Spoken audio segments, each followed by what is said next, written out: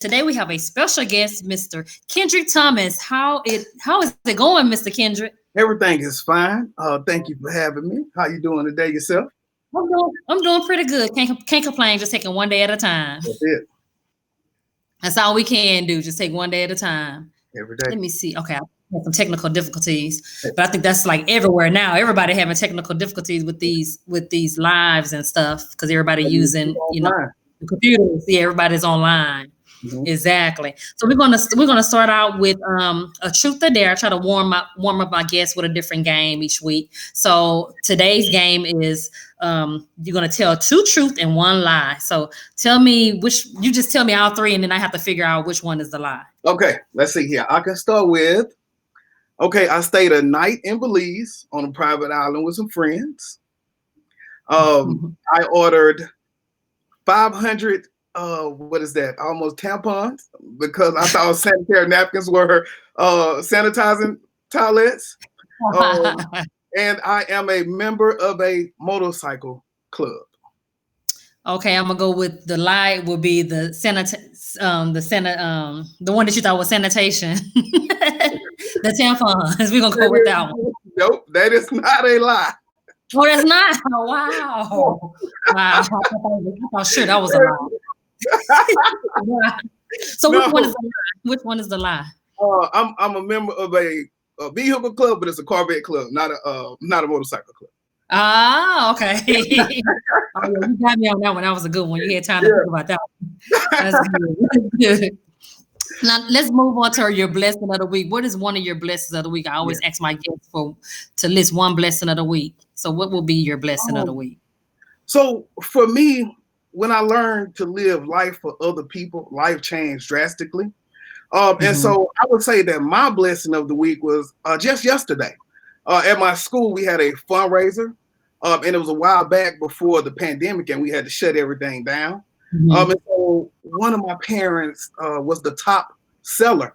And so we were able to give these prizes out to the top seller. And, for someone who had just lost their job, for me to be able to give her a surprise $100 gift card. Oh, wow. Yes. And so that made me feel good because I was able to help them, and I didn't know it was coming, nor did she know. And so I was just glad. That came in handy right about now, that $100. Yeah. That was really that was a blessing for both of you guys. Blessing for you and a parent. Yeah. That's good. So for those who don't know who you are, tell us a little bit about yourself. Okay. I am from Shreveport, Louisiana. I've been in Houston. Yes, I've been in Houston since 2003. I had a friend who called. He said, well, man, why don't you move down to Houston and start school? So he told me that Thursday. I moved Tuesday, and I haven't been back home since. Oh, my goodness. Let me see. I started school when I got here. So I'm University of Houston downtown. Me too. PVAMU. And so after that, I started education. I started as a para, as a matter of fact, just working 2001. And then I just kept working 2008, teacher record, 2016, administrator. And so that's pretty much the life in a nutshell. Oh, wow. Yeah, I went to UHD as well. And then I have family that's in Shreveport. So I'm making these connections here. So Yeah, that's pretty cool. So what made you want to go into education? It's only so many places that I've found instant gratification.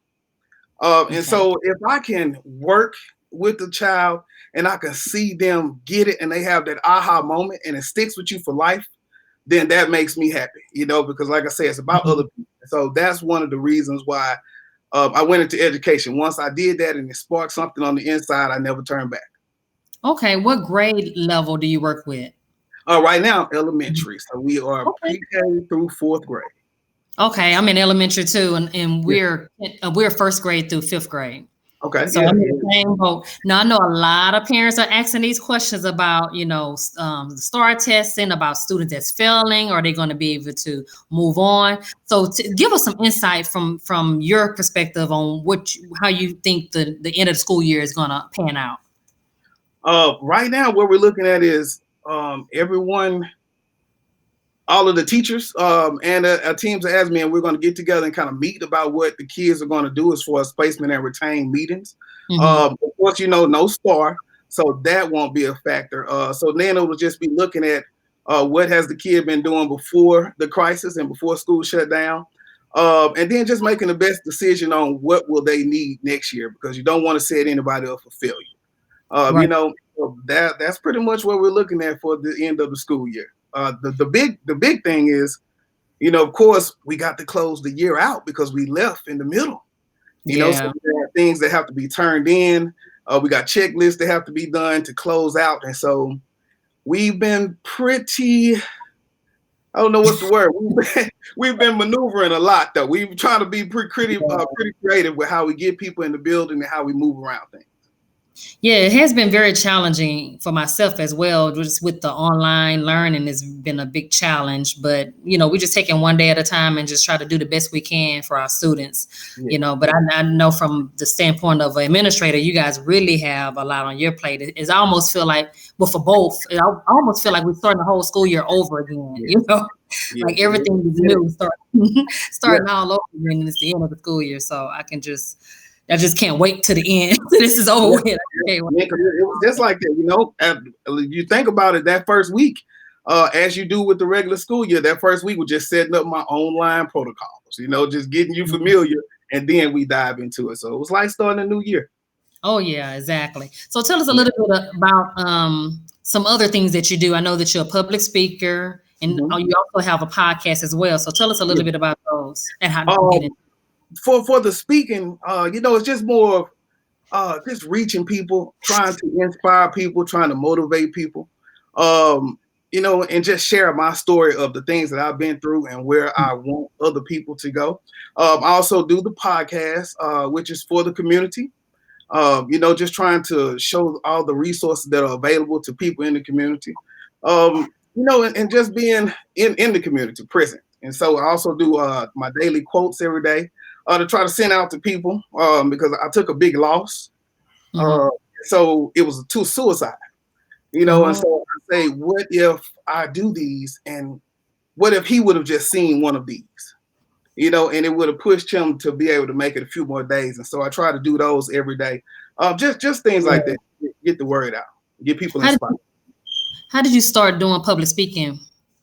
I decided really, I knew that I wanted to touch people. And so the first speaking event was, I lived in Bryan, Texas for a while.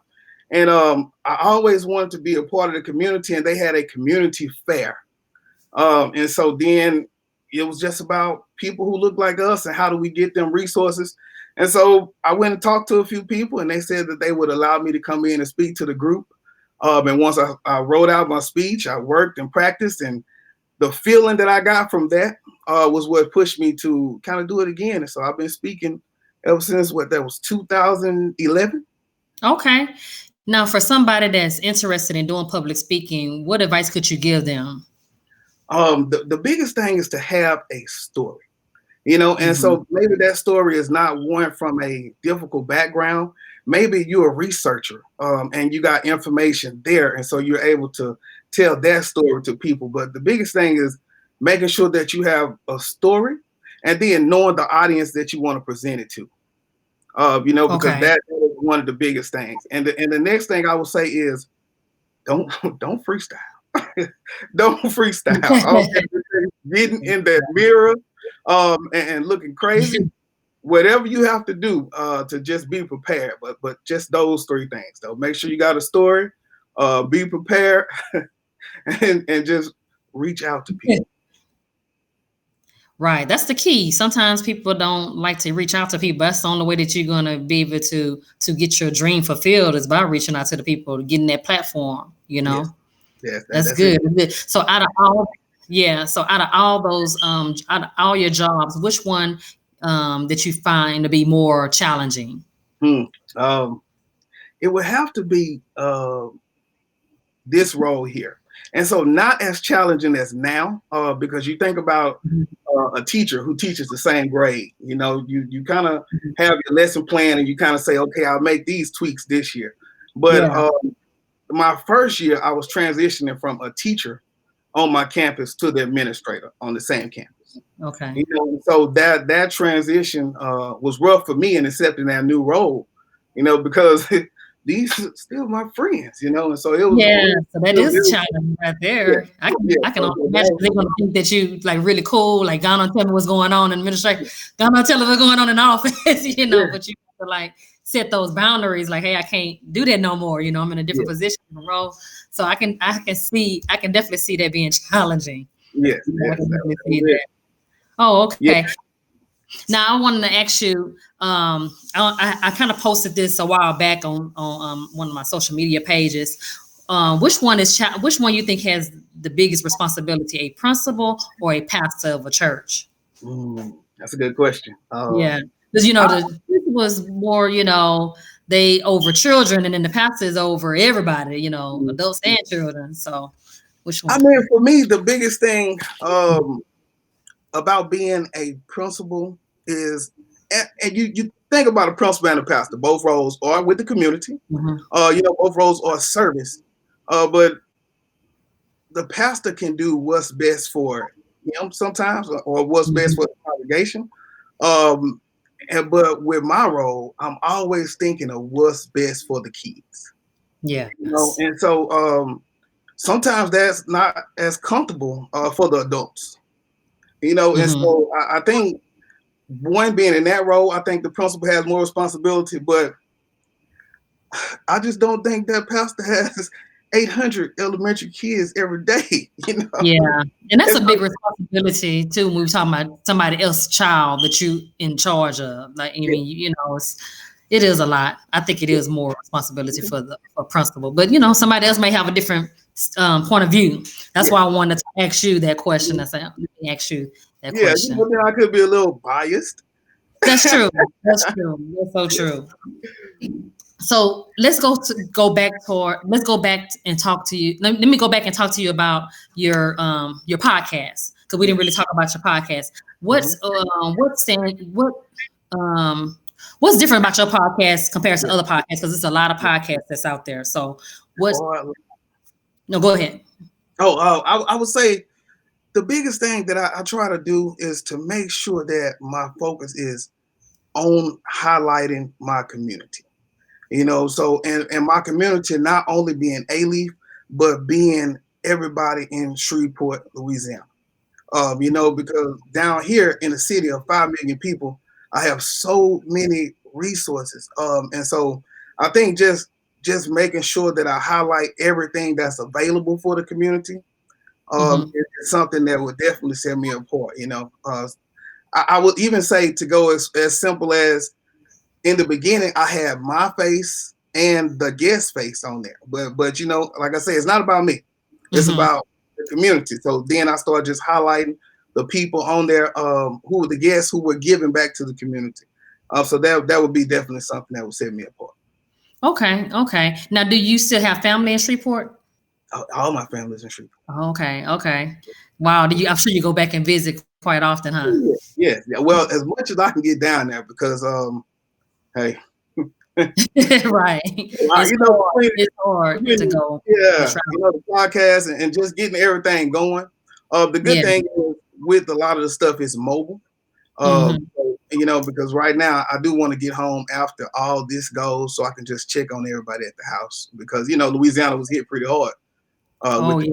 yeah. So just gonna So go your check. family, everybody's okay? Your family is Yes, okay? yes, Oh, yes. that's good. Everyone's okay. Yeah. My mom still works because of the essential. So she worked throughout the entire time, so that's always playing in the back. But other than that, everybody's fine. Oh, well, that's good. Now, since you play a lot of roles, how has faith played a part in your life? Mm. Um, I think the best way that faith has played a part is by understanding that God doesn't make mistakes, and so whether it's something that good that happened to me or something that happens to me bad, I know that it's something that's preparing me for later, you know. Amen. That's so Um, true. I give the example of the shift that I had to make. I remember last summer I was in the airport and it was time to go, but my flight was delayed. I want to say 2 hours, and so it Yeah. wasn't why is this the flight delayed, but it's what am I being saved from, Yeah. so that was one of the ways. That's how my faith does it. I take every bump as a lesson. That's true. Everything that you do in life, exactly what you said. It's a lesson out of it. Out of everything that you've done, what is one of the most memorable moments out of your different careers? What is one thing that really stood out to you? Mhm. I Uh, know it's a lot, but it's a lot, but when I think about it, I think about the day I was announced as an administrator for my district, and so I had some people from school show up, because that was my school, where I taught at. mhm. But it's one thing to have your friends and your work family to show up, but I really didn't have any family here besides my brother who was alive at the time. And so my brother, he called me at the last minute and he kind of surprised me and told me he was showing up. And so he showed up with him and his family, where I had really prepared myself mentally to just, okay, it's just gonna be me. Mhm. So that was one of the most memorable moments as becoming administrator. Okay, okay, Before we yeah, even got family is started. the key. Oh, no, say that again. What did you I say say? before we even got started, that was one. All right, right. Okay, well, that's good. That's good. Yeah, family is, family plays a major role in everybody's success. I believe. Mhm. Without them, it's like that holds you up. That's your backbone that Yeah. holds you up to keep becoming, great at what you do. Well, Mhm. I appreciate you for allowing me to interview you. Now, how can people find you on social media? All right, so I got lucky. And if you go to KTTEEV and on all social media sites, what you see on the screen right here, that will cover my Instagram, my Facebook, my Snapchat, my LinkedIn is all KTTEEV. And you can go to kttv.com for my website, and reach out to me, kind of talk to me about the videos. I really want to know what are some other areas that need to be highlighted in the community. So just any one of those. Even go to Google and type in KTTV and pull up everything. You'll be able to see everything. Okay, so I'm guessing KT stands for your name, your initials. Yes, yes, yes. And then I was you just looking added the T. when I got ready to start. I was looking, and so it was KTTV is a news station in California. So I couldn't Oh, just okay. go to KTTV. So then I had to, Right. you got to be creative. You added it. There's two E's in there. Yeah, Well, I like it. I like how it looked too. So you thank did you. good with that. You came up with a Thank good you. idea with that one. Well, Thank thank you. you again. If you guys want to be a guest on the Not So Christian to Me show, be sure to reach out to me on Facebook and Instagram, the Not So Christian to Me show. Until next time, you guys stay blessed up. Peace. Thank you again, Kevin. All right. Kendrick. All right, bye. Right. Bye.